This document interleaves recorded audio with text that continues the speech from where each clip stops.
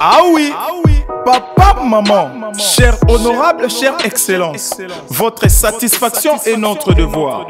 Voici la solution rapide pour toute activité de transactions immobilières en RDC.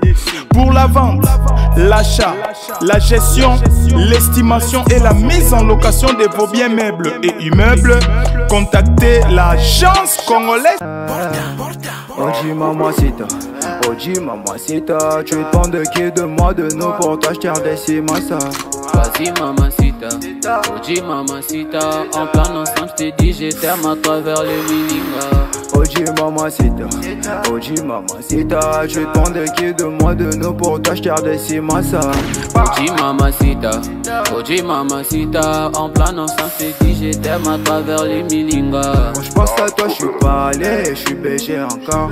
Tu t'en fous de mes reproches et de mes erreurs qui sont moches. La bonne j'arrange mes souvenirs dans la rage, je deviens rage quand je suis dans le... Mbote libota na ngai, mbote na bino. Nazongeli lisusu kolakisa lupango oyo po ebele balobaki ke video wana ezalaki moi bon nalobaki lelo na rokitanga mo sur terrain na pourquoi na zula bino video ndenge ezali bozomona avant to lakisa lupango to bandana kolakisa quartier ndenge ezali po balobaka to sombaka lupango na 3 critères. Par rapport ya liboso ezalaka environnement pour lupango ekozala danger mais soki ovandana ba voisin bien te mabe donc aux environnement bon avant to beta masolo environnement to silisa to kotana na lupango voilà donc awa tozasiko na kati ya lupango to lakisa ndako o tolobaki eza na mise en valeur tolobaki lupango oyo eza na commune ya Mongafula na quartier Mbudi Mideda donc Mongafula Mbudi Mideda pour na ba oyo ba utara ville donc référence à Bosoza Kitambo magasin so comme Kitambo magasin aujourd'hui pompage soit à partir de Kitambo magasin aujourd'hui ba Mbudi et puis à partir de Mbudi tout ça à 4 ou 5 minutes à pied donc voilà un peu explication il y a le pan ndenge ezali donc ndako oyo eza comme mise en valeur bon le pan eza 15 mètres sur 20 ndeto lobaki bomoni mutuka yango yo ezali pona ko poser nga ba question te que est-ce que mutuka ekomaka te mutuka yango yo ezali donc mutuka obomona oyo eza wana eza mutuka ya client donc client to enae ande ko tembe to tina lupango amoni mutuka ndenge komi tina lupango donc lupango oyo bomona oyo ba matiti oyo ezali bilanga et puis ezali ba négligence pour mukona ngazalaka awate afandaka na poto mais lupango eza awa donc mutafutelaka lupango eza yete azora soin ngo vraiment comme il faut mais na lobaki to lakisa bino lupango en exclusivité to lakisa sol donc to lakisa bino ma sol ndenge ezali o to lakisa nanu vi ya lupango ndenge ezali donc ba mapango nyos obo mona landani wana déjà été kama donc bomoni mutuka yango yo accessibilité vraiment eza kitoko donc terrain eza marécagé te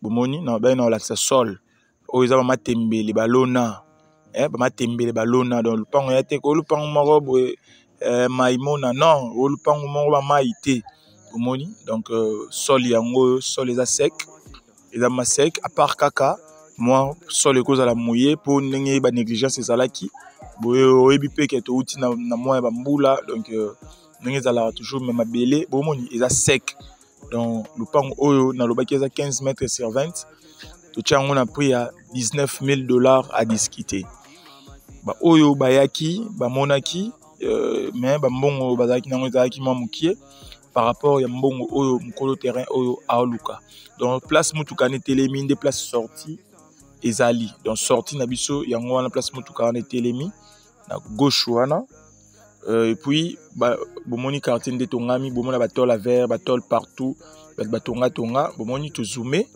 pour to lakisa bino quartier ndenge ezotongama quartier ndenge ezotongama ba quartier boye ezala quartier moko za na mbongo osombi en attendant zotongama malembe dans une année 2 ans 3 ans R aussi sa construction obeti featuring na baninga po baninga pe baotonga bomoni na avenue batu nyonso nde bazotonga donc eza bongo lupango batie 19 000 $ à discuter. 15 mètres sur 20 nanda ko bomoniona ya chambre salon. Donc onyos bomona oza mapango abatu.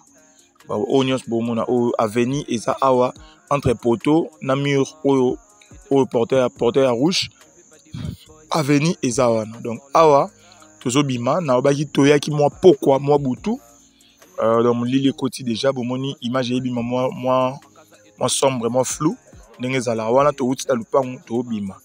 Voisin à liboso ya droite yeyo a place matiti eza a salada fondation a otonga na gauche kutu na obeta lisolo te po bino moro bo mona. Voisin mibale na droite yeyo a obeta 3 niveaux a obeta 3 niveaux yepé to tekela ki terrain ça fait 2 ans a obeta 3 niveaux oyo alandi donc bino moro bo mona oyo alandi yeyo pe sur na droite awa a zobeta 2 niveaux, mais Azana on a premier niveau à couler qui rez-de-chaussée, Azolinga a coulé premier niveau. A toujours évolué, na gauche, bon mon a voisin na binonde barosala. Donc ils a vraiment elengi mingi, ya osomba, ma pa on a place à bouer. Pe tout le baraque, biloko biso tout est kaka, ils a un problème té. Tous entreprises, to rogi qu'on dit jamais risqué, il y a client na biso, au bazo sala biso, confiance, azwa eloro morobo et pour lobby. Et baluka. Donc non.